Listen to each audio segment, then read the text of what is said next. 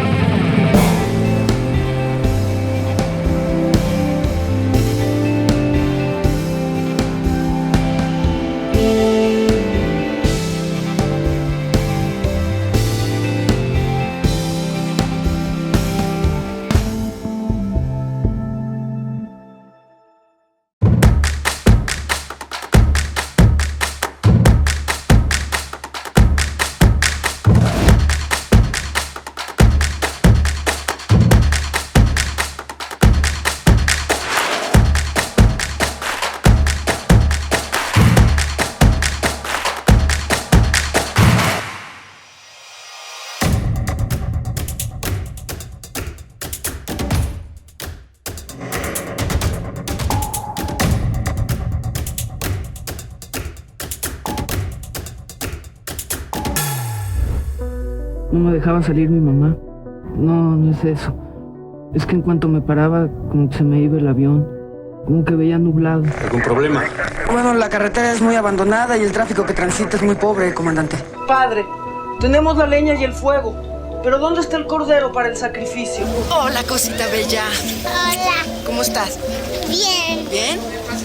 ¿Sí? ¿Comiste rico? ¿Qué te parece? Ahora tenemos en casa un traidor y a un asesino.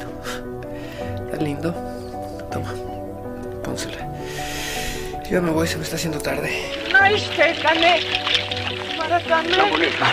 Usted va a ser mi próxima estrella. La llevaré a México, Chicago, Nueva York. No sé si México te importa.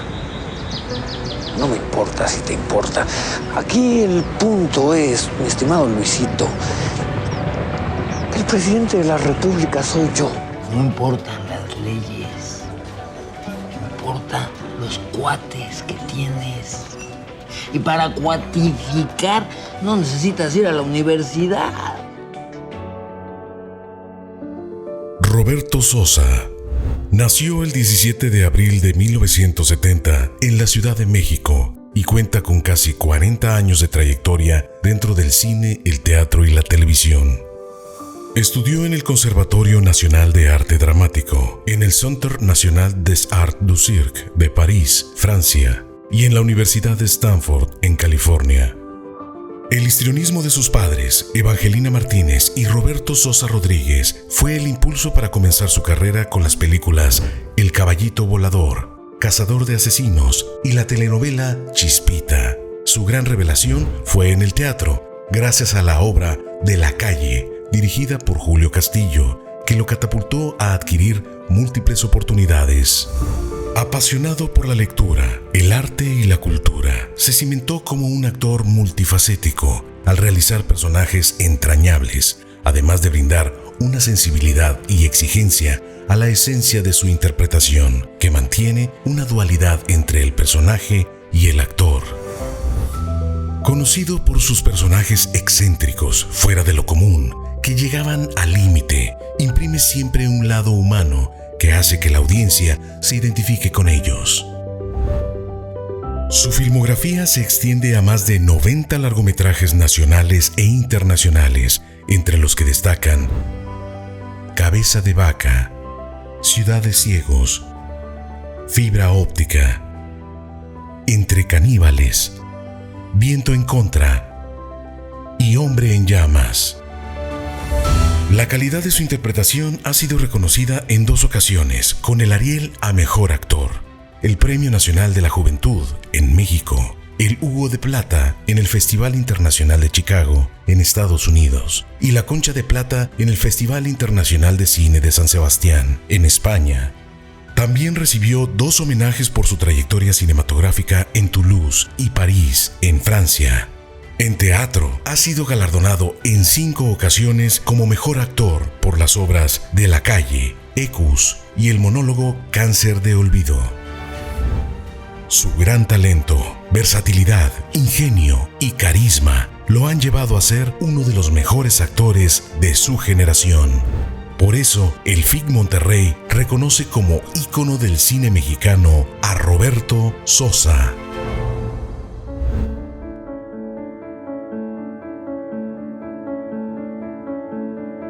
¿Qué tal? Soy Ana Laura Santamaría, me he dedicado varios años a la crítica teatral y soy directora de la Cátedra Alfonso Reyes.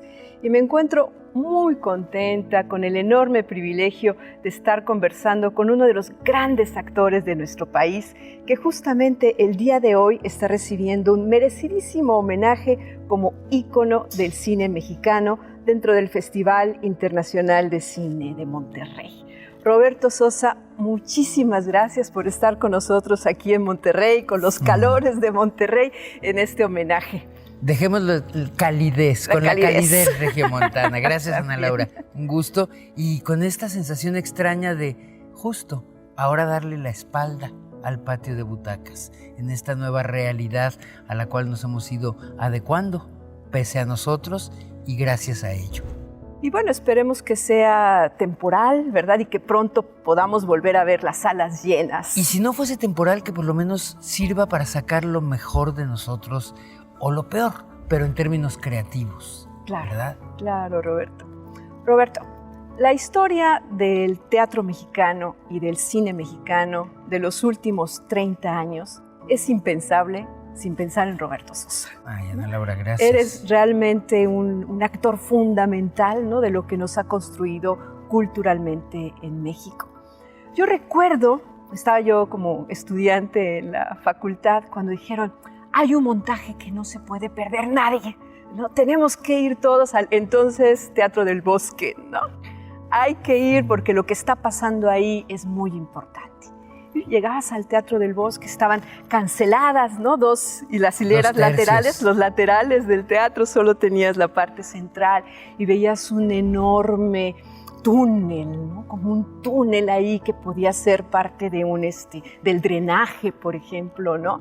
Y veías este escenario escatológico, duro, y al fondo una llave de agua, ¿no? Que en un momento entraban unos teporochos ahí y se abría la llave del agua, goteaba, ¿no? Y decías, hay vida ahí, ¿no? En estos subterráneos hay vida, y se realizaba uno de los montajes más icónicos en la historia del teatro en México, que fue De la calle, ¿no?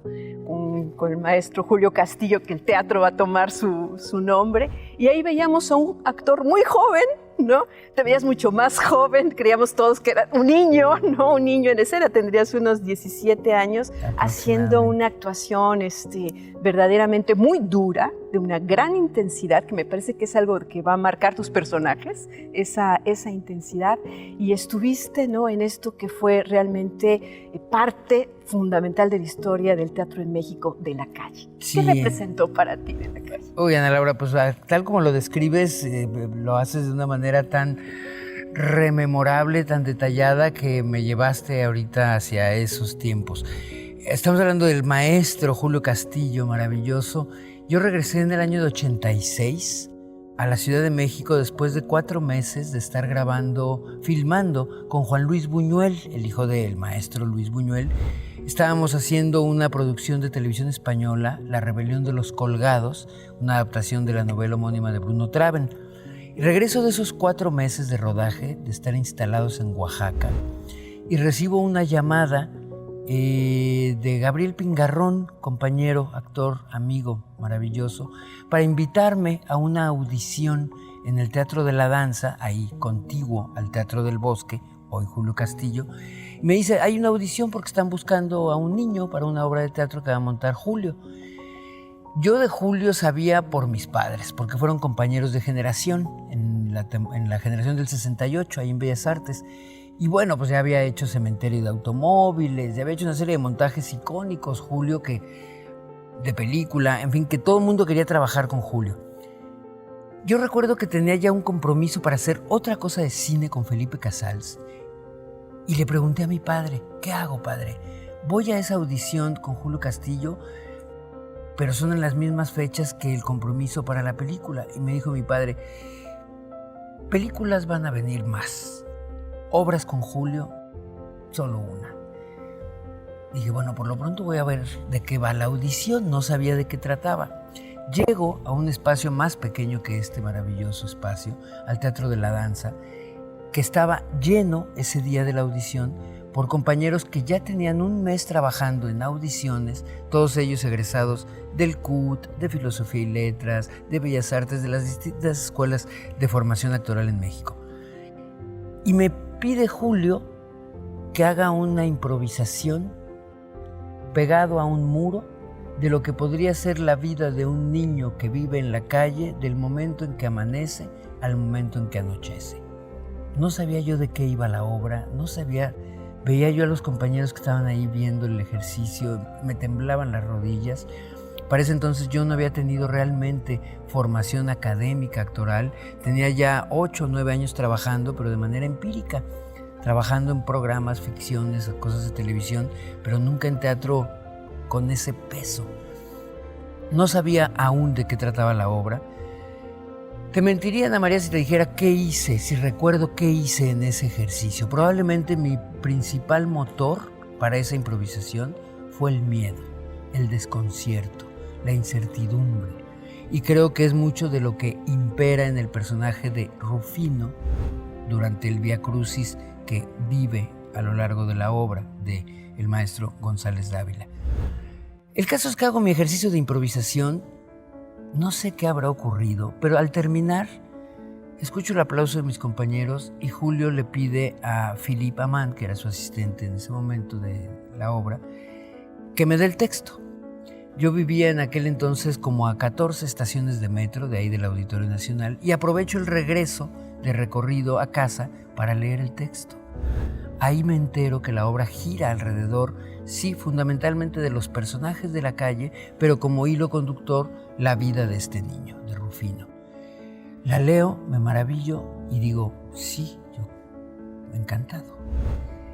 A partir de ahí hacemos un trabajo de 6 meses básicamente de montaje, pero fundamentalmente basados en improvisación acerca de lo que era la Ciudad de México después del sismo del 87, que fue un suceso que transformó a la Ciudad de México como un antes y un después, como sería un antes y un después mi encuentro con este maestro, con Julio Castillo, en términos profesionales.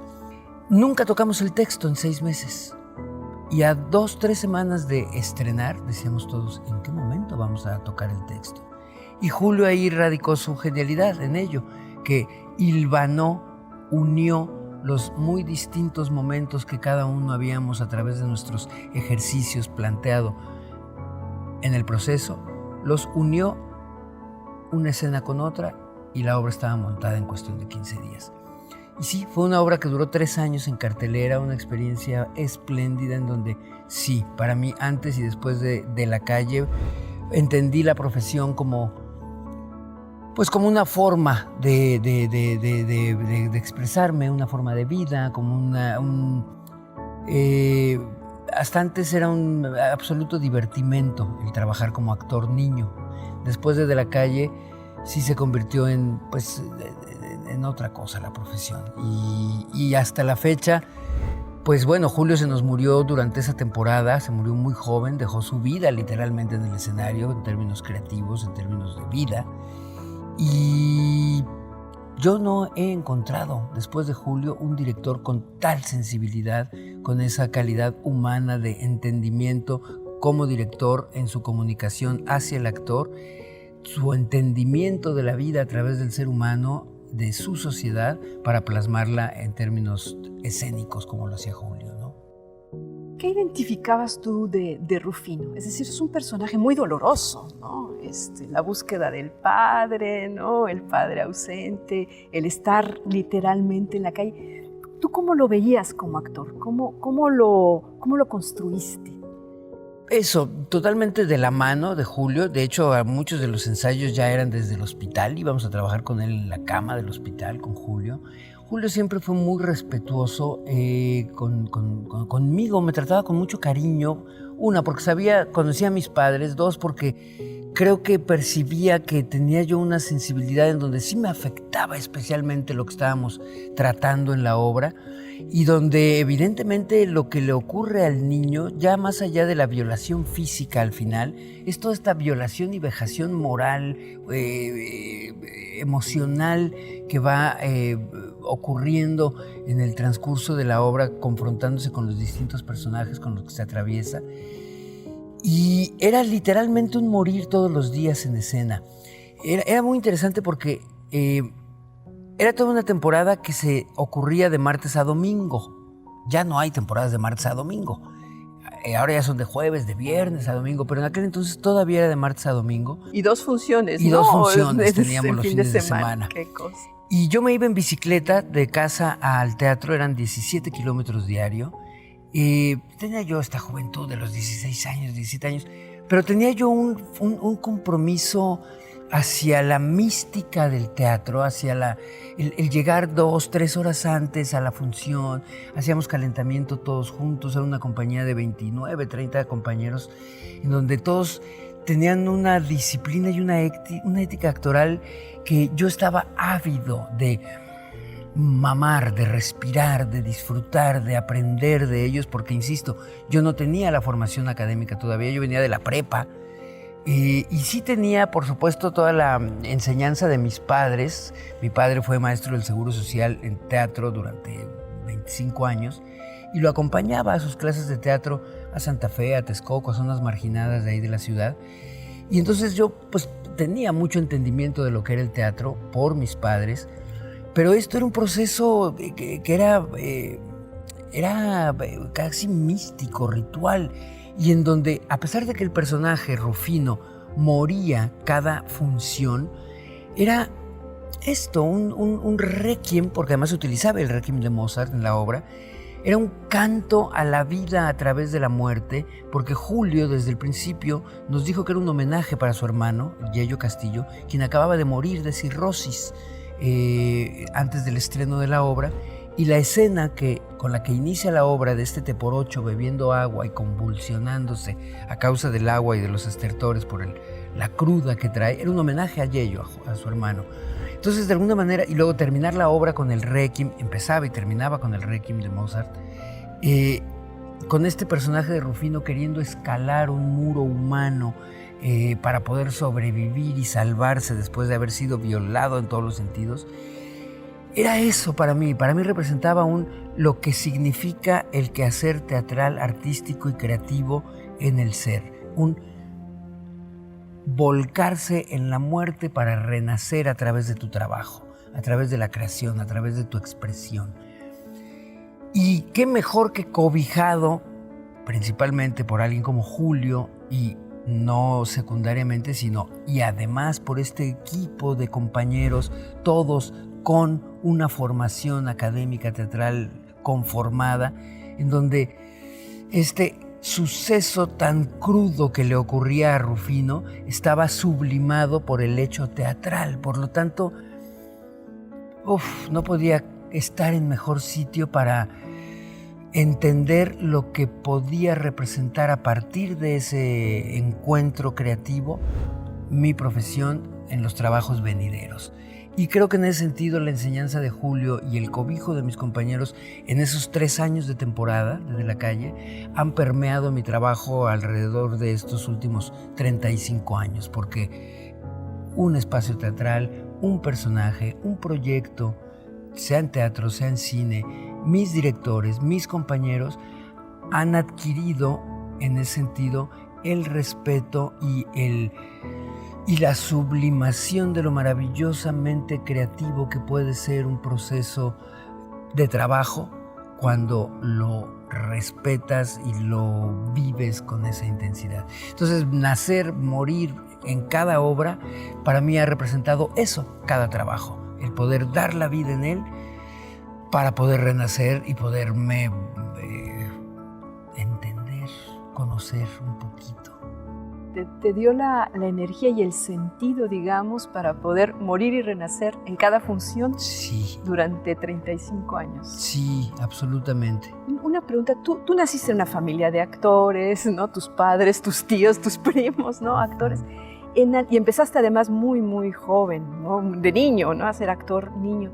¿En algún momento pensaste que podías hacer otra cosa? Lo pensé en términos de me hubiese gustado. Sí, porque en realidad cuando empecé a trabajar, que la primera vez que me subí a un escenario haciendo un personaje, tenía yo 6 años. Creo que no tenía yo enteramente la capacidad de decidir si quería o no dedicarme a ello. Pero a lo largo del tiempo, en estos últimos 43 años, claro que me he cuestionado y he deseado ser músico, me hubiese gustado ser arquitecto, me hubiese gustado estudiar sociología, antropología, la arquitectura me habría fascinado que se hubiese convertido en mi profesión. Pero creo que la vida... un poquito, ¿verdad?, de arquitectura. En Stanford, sí, en un tiempo Ajá. me fui a estudiar historia de la arquitectura y me fui, a estudiar. Y he estudiado instrumentos musicales toda mi vida, violín y luego ahorita guitarra y hand drum, saxofón, porque me habría gustado ser músico. Pero creo que la vida, eso, no me dio el chance de pensar si me habría gustado ser otra cosa.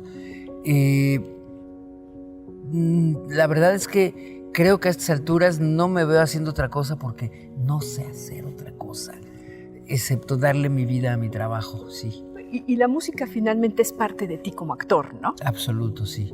Y creo que todos debiéramos tocar un instrumento y dedicarnos a la música. Y a lo mejor me gusta tanto la arquitectura por eso mismo, y la danza y la pintura y la música, porque creo que como actores tendríamos que tener el sentido de la armonía, de la estructura que te puede dar la arquitectura, el sentido rítmico y tonal que te puede dar la música, el sentido plástico que puede darte la pintura, la escultura.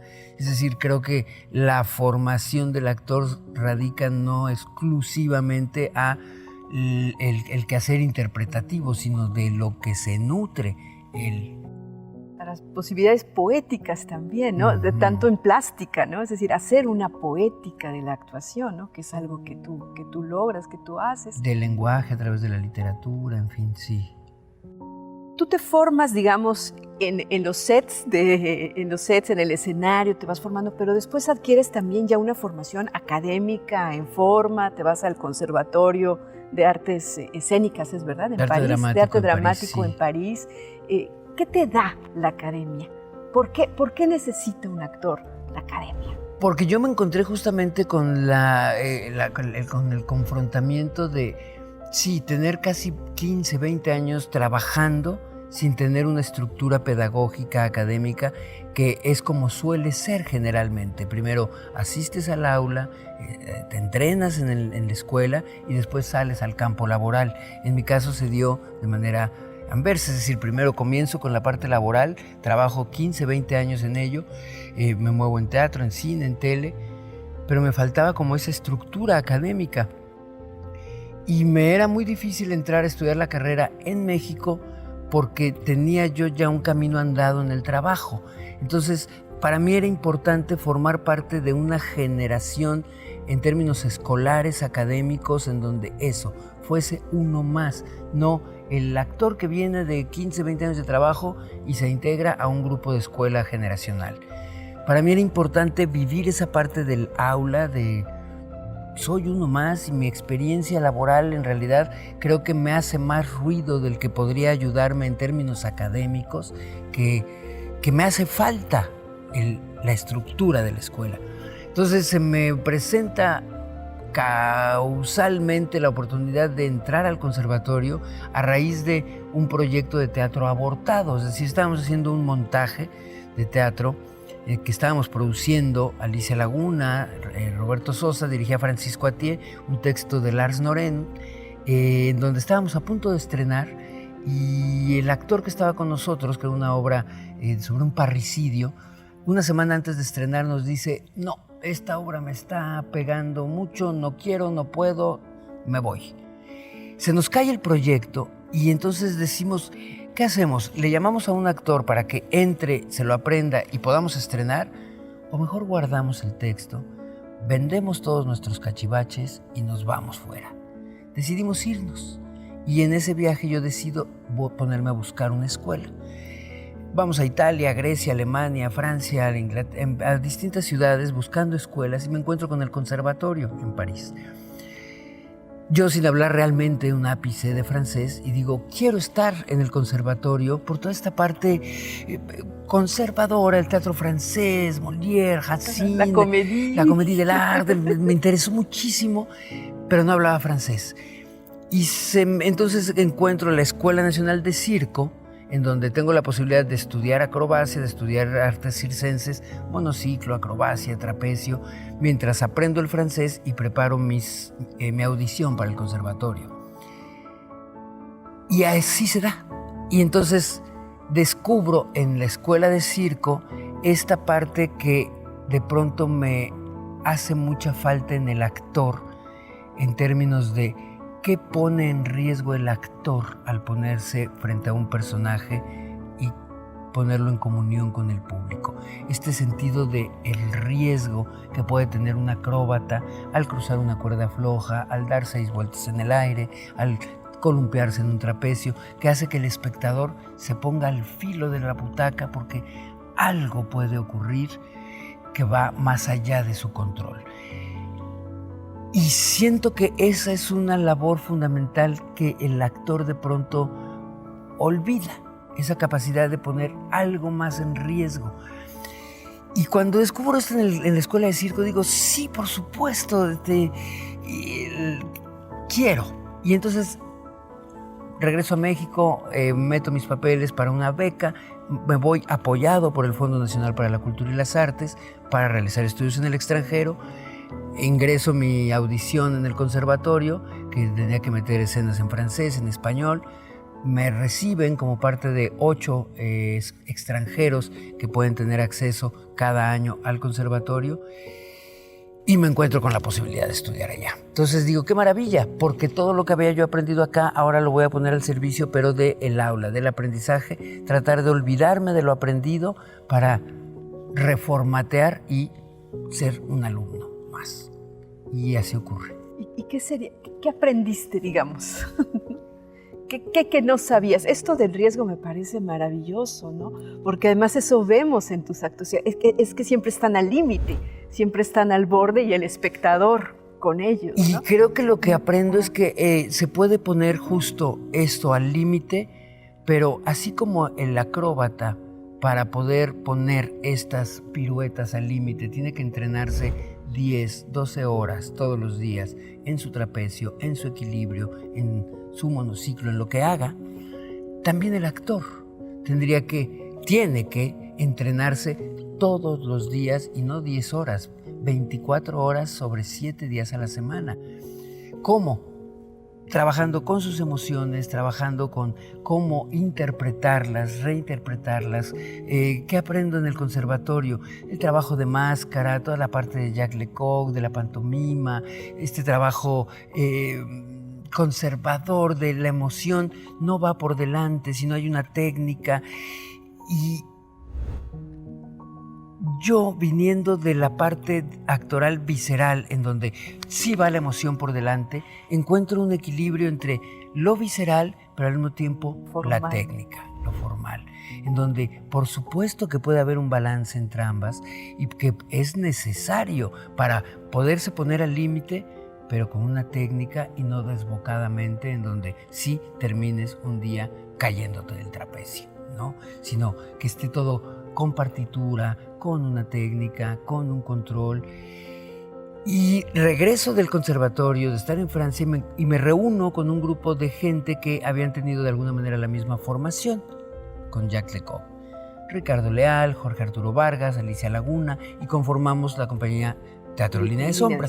Y ahí podemos dar rienda suelta a todo este trabajo de exploración corporal, gestual, con una técnica aprendida a partir de el podernos sumergir en los autores que a nosotros nos seducen, nos encantan, y trabajamos ahí pues durante varios años. Que eran montajes de una plasticidad, ¿no? Bellísima, y al mismo tiempo de una profundidad teórica, es decir, se hundían, ¿no? en los autores de la gran literatura, muy complejos, ¿no? Autores complejísimos, y hacían esta conjunción de filosofía, literatura y la plástica, ¿no? Y este trabajo meticuloso de trabajar, sí, a partir del intelecto, del estudio, del trabajo de mesa, pero llevado a la organicidad de la expresión gestual, del trabajo del recurso actoral como medio interpretativo para digerir lo estudiado y llevado a lo orgánico. Entonces encuentro ahí como una posibilidad de seguir desarrollando esta parte de la víscera, de la emocionalidad, pero a partir también del trabajo académico, del trabajo de estudio, del trabajo de escritorio, del trabajo procesado.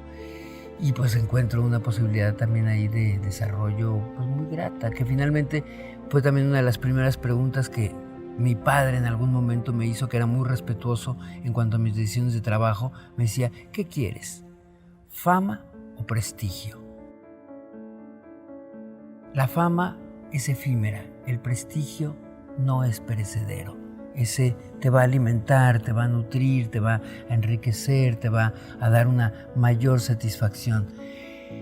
Cuando de pronto, por ejemplo, me preguntan, oye, ¿y a ti no te ha interesado irte a triunfar en el cine hollywoodense? Porque me lo preguntaban hace un ratito, decía yo, es que para mí el éxito no radica en el cine de Hollywood, el éxito radica en un trabajo de exploración mucho más a profundidad en términos internos, actorales, expresivos, interpretativos, de búsqueda artístico-creativa, que la fama que te puede dar otro tipo de contexto y que tiene que ver con imagen antes que con la búsqueda de un discurso, la búsqueda de un contenido, la búsqueda de un fondo sustancial en términos de lo que para mí representa el ser actor, ¿no? Y sin duda que has construido un prestigio sólido, pero también fama, Roberto, ¿no? También, sobre todo con el cine, me parece, ¿no? Y he sido muy afortunado porque me han agarrado unos directores que yo disfruto, quiero y aprecio y admiro profundamente. Por ejemplo, en el 85, a partir de antes de la Calle, voy a hacer una audición a un teatro allá en Serapio Rendón, en la colonia Santa María, en la Ciudad de México, en lo que todavía en aquel entonces era el CREA, que ahora es el Instituto Nacional de la Juventud. Voy a hacer una audición con un director llamado Paul Leduc, que ya había hecho RID, México Insurgente, había hecho una serie de películas en los 70s pues, importantes dentro del cine contestatario, independiente, junto con Felipe Casals, Miguel Litín, con toda una ola de directores en aquel entonces. Y hago una audición para una película que se llama ¿Cómo ves? Donde sale Blanca Guerra, Cecilia Toussaint, muy rockera, Rodrigo González, el Tri, muy rockera. Y a partir de esa película realizo 3 películas más con Paul Leduc, ¿no? Barroco, a partir de la novela de Alejo Carpentier, sobre la relación musical, literaria entre España, Cuba, México. Y luego Dólar Mambo, una película sobre la intervención militar de Estados Unidos a Panamá.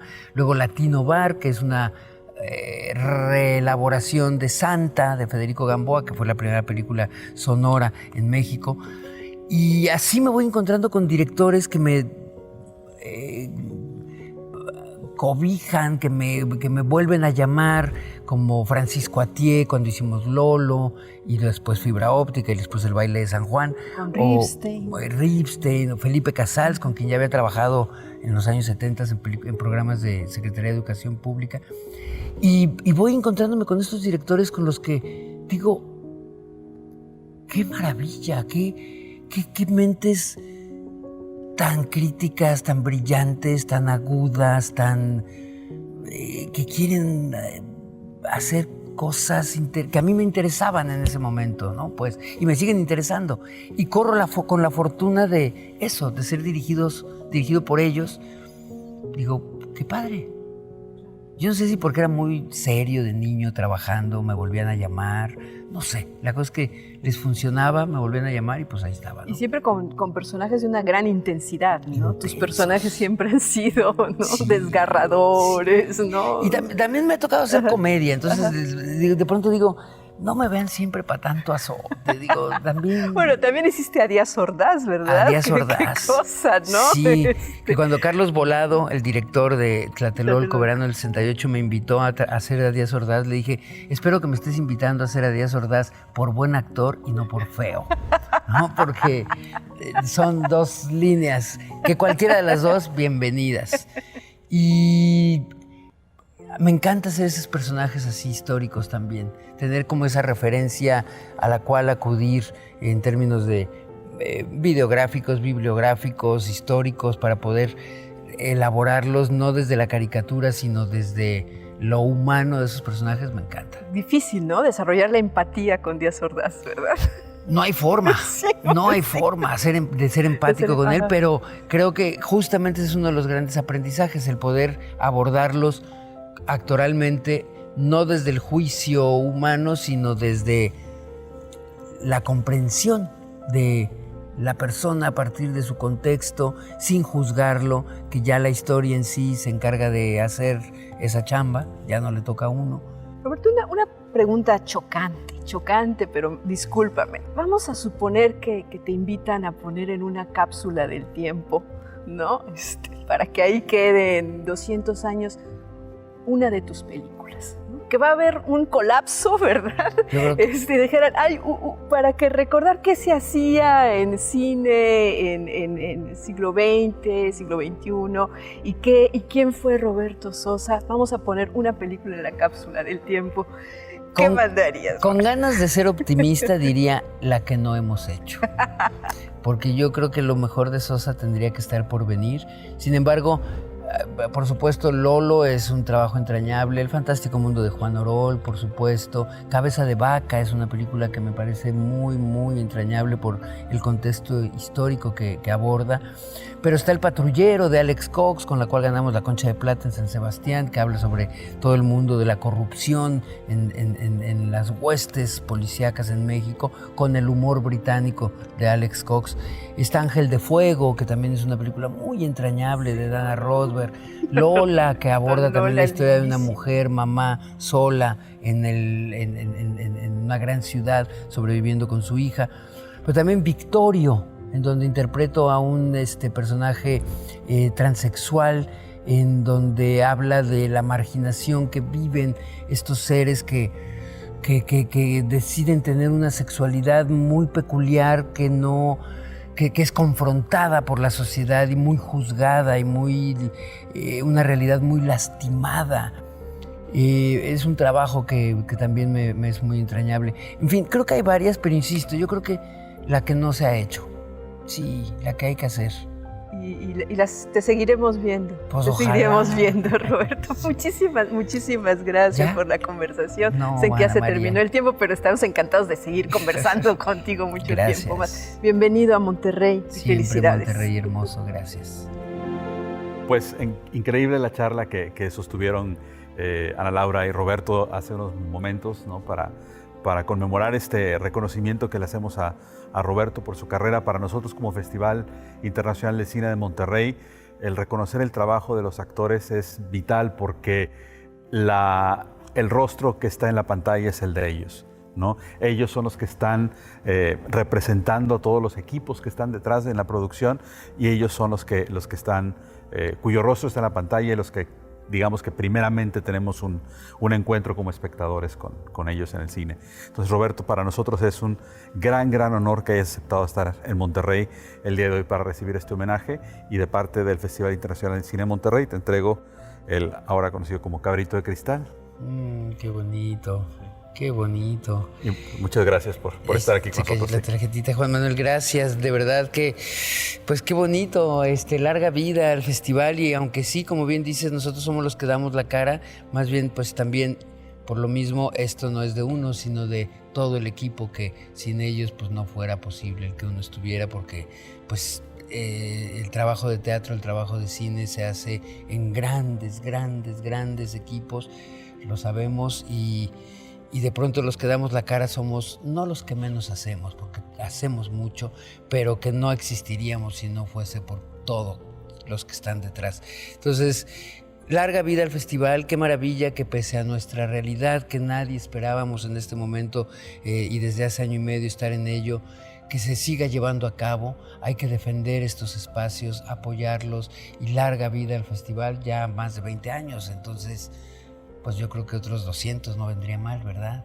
Pues esperemos que Ana sí. María, gracias por la charla, gracias por invitar, gracias a todo Monterrey y ahora vamos a echarnos un cabrito pero que no sea de cristal, ¿no? Claro que sí. Gracias. Gracias.